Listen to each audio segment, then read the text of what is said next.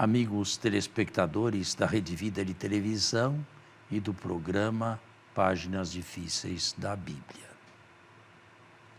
Nós, na semana passada, ficamos praticamente na consideração dos 7 helenistas cristãos, chamado a presidir os cristãos judeus de língua grega.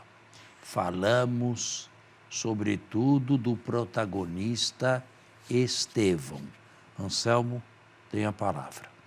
Bom dia, Padre Fernando, bom dia a você que dominicalmente nos acompanha aqui através do nosso programa Páginas Difíceis da Bíblia. E hoje, Padre, a gente quer falar um pouquinho sobre o discurso de Estevão, este homem que exerceu um grande protagonismo aqui entre os 7 homens citados pelo autor dos Atos dos Apóstolos. Padre, um discurso longo, longuíssimo, 60 versículos, tal como foi sistematizado aqui, que representa este discurso aqui para o livro dos Atos dos Apóstolos. O que falar sobre um discurso tão longo, talvez o maior da obra? Não, talvez não, com toda a segurança. O maior discurso que encontramos nos Atos, não colocado nem na boca de Pedro e nem na boca de Paulo, mas de Estevão, que é de segunda grandeza, não é? Através deste longo discurso, composto todo ele por Lucas, Estevão já tinha morrido há mais de 50 anos, expõe Lucas uma espécie de teologia antitemplária ou antagônica ao Templo de Jerusalém, o que era defendido já nos anos 30 por essa ala cristã provinda da fala grega. O Altíssimo não habita em casas feitas por mãos humanas. No ano 68 ou 70, Marcos, o primeiro evangelista, vai dizer que na morte de Jesus, o véu do templo se rasgou de alto a baixo. Ele foi dessacralizado.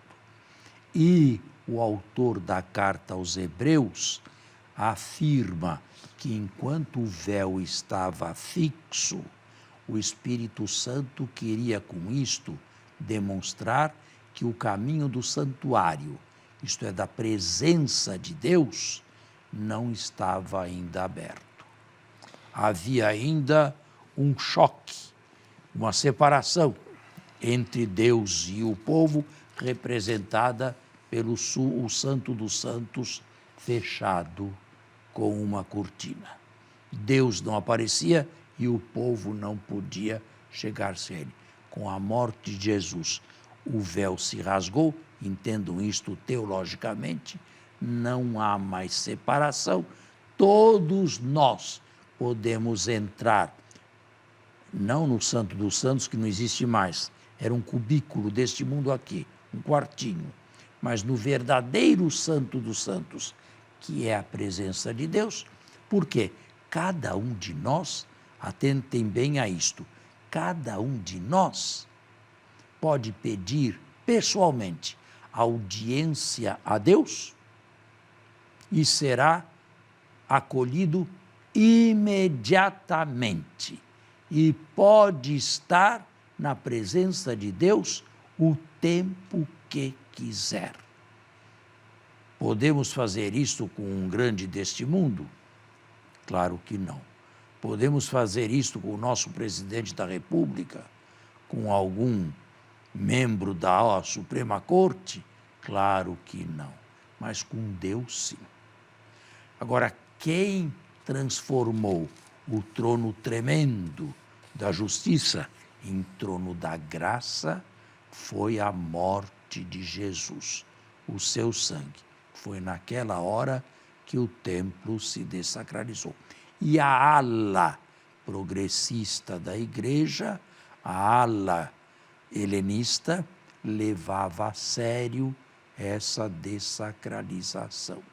A ala aramaica ainda usava o templo, ainda frequentava o templo, pelo menos durante a época em que esteve ainda em pé, até o ano, 40 anos depois, até o ano 70 da nossa era, quando ele foi definitivamente destruído pelos romanos. Padre, só para o nosso telespectador se entrosar um pouco mais com o texto, eu gostaria de lhe pedir permissão para ler estes versículos, que frisa bem o que o senhor falou. No capítulo 7, no versículo 46, depois do nosso autor falar, Lucas, sobre os grandes homens que passaram pela história da salvação. Fazer uma síntese grande da história sagrada. Ele chega até Davi e aí ele fala, no versículo 46 do capítulo 7, Davi encontrou graça diante de Deus e suplicou o favor de providenciar morada para a casa de Jacó. Foi Salomão, porém, que lhe construiu uma casa. Entretanto, o Altíssimo não habita em obras de mãos humanas, como diz o profeta. O céu é o meu trono e a terra o estrado de meus pés.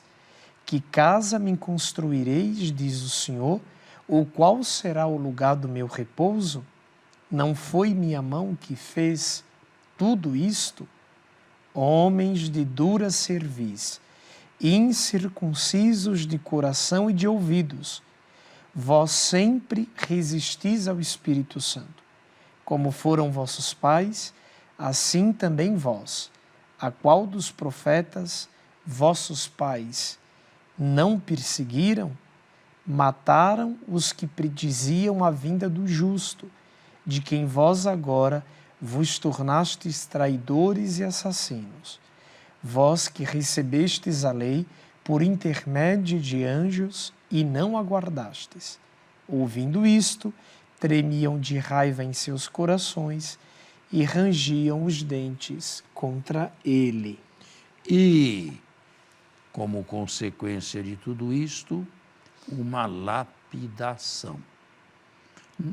Estevão, contrariamente a Jesus, não recebeu propriamente uma condenação do Sinédrio, uma condenação formal, digamos.